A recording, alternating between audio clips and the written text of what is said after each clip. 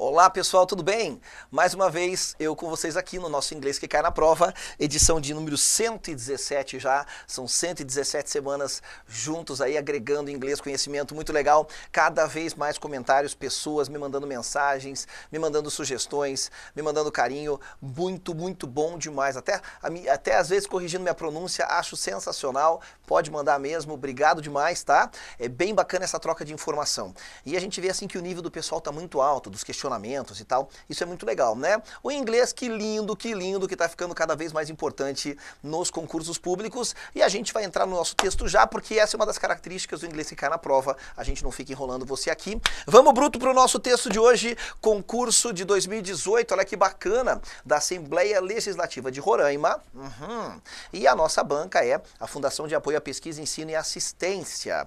Pô, banca bem importante aí, cargo para tradutor de inglês com escolaridade superior, é claro, e aí assusta um pouquinho, né? O cara fala, caraca, tradutor de inglês. Não, calma, nem sempre as provas para tradutor, elas são as mais difíceis, tá certo? Eu já vi bancas para outros cargos, para outros concursos que não envolvem necessariamente tradução ou ensino da língua inglesa, terem textos mais pesados. Aliás, você não perde por esperar a nossa próxima aula de número 118, tá? Será lançada na semana subsequente, né? Na semana seguinte, que é de uma prova realmente gigantesca, assim, eu só consegui trazer um pedacinho do texto porque estava bruto mesmo, então as bancas têm ficado pesadas, a gente observa isso também nos concursos de vestibulares, porque vestibulares são concursos públicos também, então assim, são as mesmas bancas, tá gente? As provas estão ficando pesadíssimas, tá certo? Então a gente tem que estar antenado aqui, e o inglês que cai na prova tem essa finalidade. Dá uma olhada no nosso texto, obviamente que aquela simbologia ali no começo é para indicar que esse texto já é um recorte,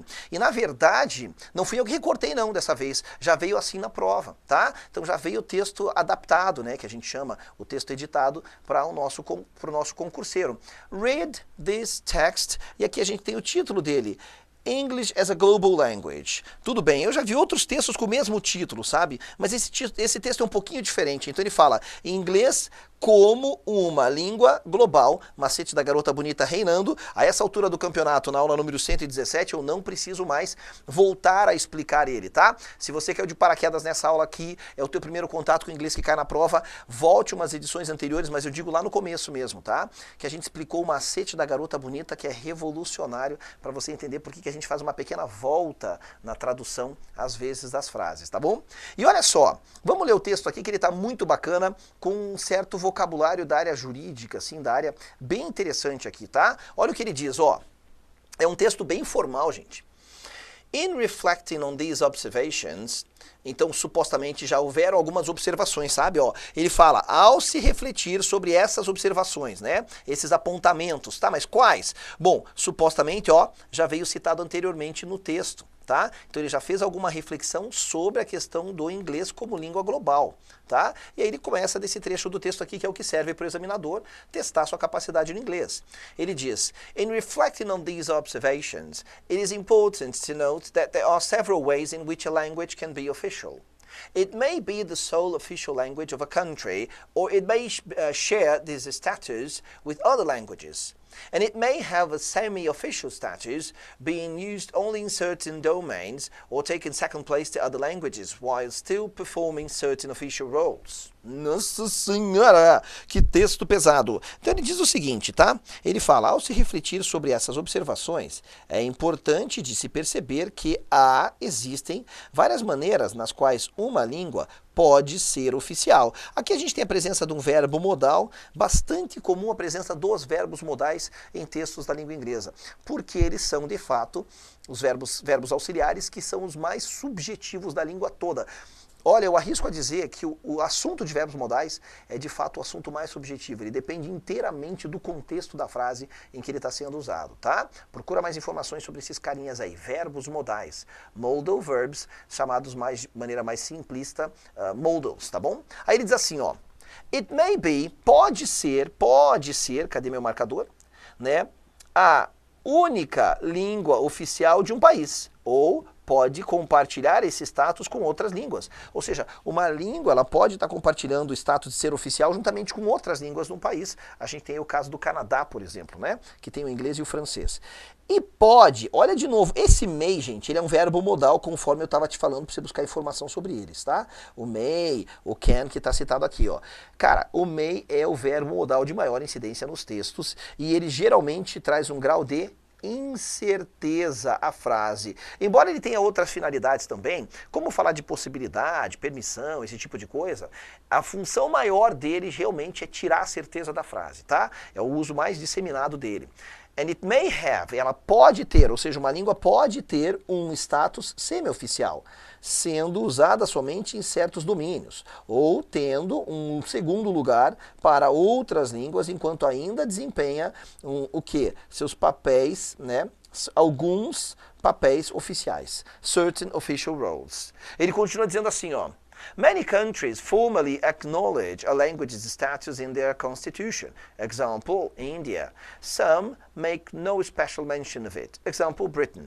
In certain countries, the question of whether the special status should be legally recognized is a source of considerable controversy, notably in the USA. E aí você tem aqui, ó, a abreviação da palavra por exemplo. Ah, mas não pode ser assim? Pode. Na verdade, pode ser assim e pode ser assim, ó. Tá? E pode ser assim como a gente tem ali em cima. Essa abreviação da palavra example, ela surge, esse G aqui, do som que você fala quando você diz example, tá? Esse sonzinho do G. Esse daqui é do latim mesmo, que a gente já havia comentado com você, né? Que é id est, tá bom? Que é por exemplo, tá certo? E aí olha só, ele diz assim nessa parte do texto que ele está falando então, que as línguas oficiais de algum país podem compartilhar com outras línguas o mesmo lugar. Muitos países formalmente reconhecem o status de uma língua na sua Constituição, por exemplo, na Índia. Alguns não fazem menção especial dela, por exemplo, na Inglaterra, né, na Grã-Bretanha. Em alguns países, a questão de se, né, o status especial deve ser legalmente reconhecido é uma fonte de controvérsia considerável. Notavelmente nos Estados Unidos da América. Fica essa discussão se deve ser considerado ou não legalmente, formalmente, né, dentro da Constituição, como uma menção especial à língua de tal país, é a língua tal, ou não, né? E aí ele termina aqui, ó, tem mais um pedacinho do texto dizendo assim. Similarly, there is great variation in the reasons for choosing a particular language as a favorite foreign language. They include historical tradition, political expediency, and the desire for commercial, cultural, and technological contact. Also, even when chosen, the presence of the language can vary greatly depending on the extent to which a government or foreign aid agency is prepared to give adequate financial support to a language teaching policy. Cara, que texto bacana com um monte de termos mais rebuscados, né? Você nota no estilo literário a formalidade do texto, que a gente tem que estar acostumado com isso também. Então olha o que ele diz aqui, ó. De maneira semelhante, né, há grande variação nas razões para se escolher uma língua em especial como a língua estrangeira favorita. Elas incluem tradição histórica, ou seja, as razões, tá? As razões incluem, então agora eu estou me referindo aqui, ó, depois dos dois pontos, a essas razões aqui, ó. Elas incluem, portanto, tradição histórica, conveniência política e o desejo para o quê? Para um contato comercial, cultural ou tecnológico com essa língua, né? Também, mesmo quando escolhida, a presença de uma língua pode variar enormemente, dependendo da extensão com a qual o governo ou uma agência de ajuda, bom, foreign quer dizer estrangeiro. Então, para eu traduzir aqui ideal, seria fazer uma tradução adaptada e dizer o quê? O governo, né, ou uma agência de ajuda externa esteja preparada para dar apoio financeiro adequado ao que? A política de ensino de uma língua. Tá? Então veja, vamos repetir essa última frase porque ela é muito importante para o entendimento do texto, tá? Olha o que ele diz aqui, ó. Também, mesmo quando escolhida, a presença de uma, tá? A presença da língua pode variar enormemente, dependendo da extensão com a qual um governo ou uma agência de ajuda estrangeira externa esteja preparado para dar apoio financeiro adequado para a política de ensino de uma língua. tá? De uma língua. O texto termina assim: In a well-supported environment, resources will be devoted to helping people have access to the language and learn it through the media, libraries, schools and institutes of higher education. Se não me falha a memória, ainda tem mais um pedacinho, ó, de texto. Viu que texto grande? Então ele diz assim, ó, num ambiente com bastante apoio, né, supported quer dizer com bastante ajuda, os recursos serão dedicados a ajudar pessoas, to helping people have, que as pessoas tenham acesso à língua e aprender ela, através das redes sociais, bibliotecas, escolas e institutos de educação superior. Mídia também significa a palavra meios, né? Através dos meios em que você tem disponível, tudo bem? E aí ele termina dizendo assim, agora acho que é o final mesmo, tá lá a nossa questão, ó. There will be an increase in the number and quality of teachers able to teach the language. Books, tapes, computers, telecommunication systems, and all kinds of teaching materials will be increasingly available. In many countries, however, lack of government support or a shortage of foreign aid has hindered the achievement of language teaching goals. De novo, texto pesado, e você nota muito nesse texto a presença desse elemento aqui, ó, desse LY, né? Vocês estão notando muito esse LY? Esse LY, geralmente, ele é responsável, eu digo geralmente porque não é sempre, tá? Mas ele geralmente cria advérbios de modo, tá? O que é um advérbio de modo? Ora, é aquilo que no português a gente fala que termina com mente, rapidamente, estranhamente, lindamente, vagarosamente, veja, são todos advérbios que indicam o modo, a maneira com que alguma coisa acontece. Bom, vamos voltar aqui. Por que eu digo geralmente isso aqui indica um advérbio? Olha lá, ó, vamos voltar a dar uma olhadinha um pouco no nosso texto, como ele está muito presente no texto mesmo. Deixa eu apagar aqui as nossas linhas para a gente identificar e ele faz mais facilmente, tá bom? Então vamos lá, deixa eu passar o olho aqui, ver se a gente acha algum, você me ajuda aí do lado de lá, tá bom? Vamos lá, deixa eu apagar aqui. Só por causa disso, né, a gente está tendo dificuldade para achar. Achei um ali, achei outro aqui, tá vendo? Formally, legally, aqui deve ter também, olha lá, ó, similarly, já de cara na primeira, né? Que mais? Vamos achar. Greatly, tá vendo? Enormemente. Então essa palavrinha, esse sufixo, ele está muito presente no nosso texto, certo? E ele faz o quê? Se você souber disso, ele já te ajuda. Ele vai transformar uma palavra num advérbio. Geralmente um adjetivo é que vira um advérbio. Por exemplo, lento é um adjetivo. O cara é lento. Lentamente é um advérbio de modo. Por que eu digo geralmente esse LY equivale ao nosso mente no português? Porque existem, por incrível que pareça, adjetivos que terminam com LY, por exemplo, a palavra lonely. A palavra lonely, com L, né? Não sei se está para entender direito a minha letra, vamos de novo. Lonely significa sozinho, solitário, né? Elderly significa idoso, termina com LY, tá vendo? Por exemplo, deixa eu lembrar de mais alguma. Lonely, elderly, friendly. Mas friendly pode ser advérbio, amigavelmente, né? Bom, enfim, existem adjetivos aqui, ó, que você percebe que também terminam com LY. Então eu não posso generalizar, achar que tudo que tem LY é o que termina em mente. Mas que é um bom macetinho, várias palavras terminadas com Y equivale a esse mente no português. Tá certo? Lindo demais? Bora então. E aí, ele fala o que nesse último parágrafo aqui então? Ele fala, there will be, haverá um aumento no número e na qualidade dos professores capazes de ensinar a língua. Se você fizer o quê? Se você tiver um ambiente com bastante recurso, é isso que ele fala nesse parágrafo anterior, tá? Livros, fitas, né? Tapes nem usa mais, computadores, sistemas de telecomunicação e todos os tipos de materiais de ensino serão cada vez mais disponíveis, né? Em muitos países, entretanto, a falta de apoio governamental ou uma falta de ajuda externa, estrangeira, impede, hinder quer dizer impedir, ou refrear um processo, ou embaçar, no sentido de tornar difícil, dificultar mesmo, tá? O quê? A conquista dos objetivos de se ensinar uma língua. Language teaching, do ensino da língua, tá? Então, muitas vezes, o que acontece? Falta de apoio governamental e falta de ajuda externa cria esse impedimento, essa dificuldade. E agora a gente pode ir para a nossa questãozinha. Ele diz, de acordo com o texto, é correto afirmar que A language is not used officially in a country if there is no economic support by its government. A questão aqui é ver se o texto falou disso, gente. E eu tenho um macete aqui que eu sempre venho te dizendo, que é o seguinte, né? Aquilo que o texto não fala, a gente considera falso. Ah, o texto não falou disso, mas eu sei que é. Não tem nada, eu sei que é. Infelizmente, as provas de interpretação de texto de língua inglesa não tem que interpretar nada, concorda comigo? Tem que ver se a informação está no texto ou não. É assim que as bancas funcionam. Vai por mim. Por que eu digo isso? Porque eu estou aqui para te falar como as provas são cobradas. Veja, eu sei que é interpretação de texto, mas interpretar significa ler e tirar as próprias conclusões.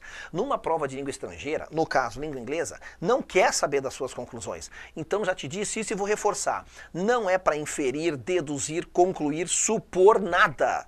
É tipo assim, tá no texto, é como se fosse uma prova de decodificação. Tu tem que mostrar que você entendeu aquilo, beleza? Como se fosse traduzir, é isso. Eu traduzi e entendi o que o texto está dizendo. Eu não concluí, não inferi, não deduzi, não supus nada, tá bom? Então aqui, ó, ele não fala disso no texto, então tá errado. Se ele não falou disso, tá errado. Vamos para a próxima. Uma das razões para se escolher uma língua como uma língua estrangeira favorita é o interesse das pessoas em ensiná-la.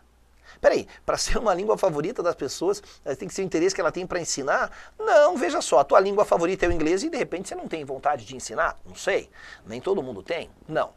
The yearning, opa, o anseio, olha como os caras fazem, né? Cobram vocabulário não só presente no texto, mas no item que compõe a prova, no item da questão. Isso é bem comum, tá? É comum os caras cobrarem tanto vocabulário, quanto eles também cobrarem estruturas que não estavam presentes no texto, o cara dá um jeito de enfiar numa alternativa a isso, tá bom? Então a alternativa, ela é parte integrante do texto, no sentido de que ela é uma continuidade do texto. O cara vai cobrar o que ele não achou presente no texto nas alternativas, na composição das questões. Por quê que o examinador faz isso, né? Porque é uma outra maneira que ele tem, uma sobrinha ali, ó, para ele poder continuar cobrando de você o que ele tinha intuito de cobrar e de repente uma estrutura que não apareceu no texto. Já que todos, outrora, os textos podiam ser criados pelo próprio examinador. Não existe mais isso. Os textos são todos autênticos, ou seja, o cara vai numa fonte lá fora do país, né? Vai na internet, né? Ele vai pela internet, você consegue chegar em qualquer lugar do mundo. Ele busca uma fonte autêntica de informação, uma notícia, algo gerado lá fora, e ele coloca na prova, tá? E olha só, então o anseio pelo contato tecnológico pode, olha o MEI de novo, ser uma das razões do porquê uma língua recebe o status de uma língua oficial. Peraí, contato tecnológico pode ser uma das razões? Cara, só tem um jeito, eu tenho que voltar. Vamos dar uma olhada aqui então? Vamos lá, olha só. Vamos passando o olho aqui, não fala nada por aqui. Tá bom. Olha só, olha o que ele fala aqui, ó. Vamos lá? De maneira análoga, similarmente, há uma grande variação nas razões para se escolher uma língua especial como uma língua estrangeira favorita. Ó, então ele vai dizer as razões, essas que a gente quer, a questão está pedindo isso. Elas incluem tradição histórica, conveniência política, né, conformidade com a política, e o desejo por um quê? Contato tecnológico, cultural ou comercial, opa, então contato tecnológico é uma delas? É. A resposta correta é a letra C. Tá certo? Mas por quê? Daí, claro, a gente pode invalidar, né? Na Índia, o inglês foi antigamente reconhecido como uma língua oficial. Ele fala no texto que a gente, na questão da Índia aqui, ó, vamos voltar um pouquinho? O que ele fala aqui? Cadê? Aqui, ó, tá? O que ele fala da Índia tá aqui, ó. Muitos países formalmente reconhecem o status de uma língua na sua Constituição. Pronto. Mencionou da Índia só isso. Não falou mais nada da Índia com relação ao inglês como língua oficial. E aquilo que ele não fala, nós consideramos falso. Tudo bem? Então veja, é importante voltar no texto e validar. Porque no primeiro momento a gente fica achando esquisito, né? Não, peraí. O anseio por um contato tecnológico pode ser a razão pela qual uma língua recebe o status de ser uma língua oficial? Caraca, mas o texto falou isso. Tudo bem? Então a gente volta e confere. Ninguém nada o oceano inteiro para morrer na praia. Você está se preparando tudo para ir lá na prova e conferir cada item, né, em conformidade com o texto ou não. Tá certo? Ficamos por aqui, nosso tempo passamos um pouquinho hoje, mas pudemos falar um pouquinho de advérbios, enriquecemos o vocabulário e vimos um texto um pouquinho mais rebuscado. Na aula que vem, a gente continua nessa mesma pegada, atendendo a pedidos. Te vejo então na semana que vem, no nosso próximo encontro. Precisou? Me manda lá e continue mandando pedidos que a gente vai colocando na fila, tudo bem? Aliás, na semana que vem, nós estaremos resolvendo aí uma questão de uma banca que tem prova já agora, já em dezembro de 2018, então a gente vai estar resolvendo aí umas questõezinhas a tempo das pessoas fazerem as provas. Que massa poder ajudar vocês nisso. Te veremos na próxima semana, va bene? Bye guys, see you. Tchau, tchau.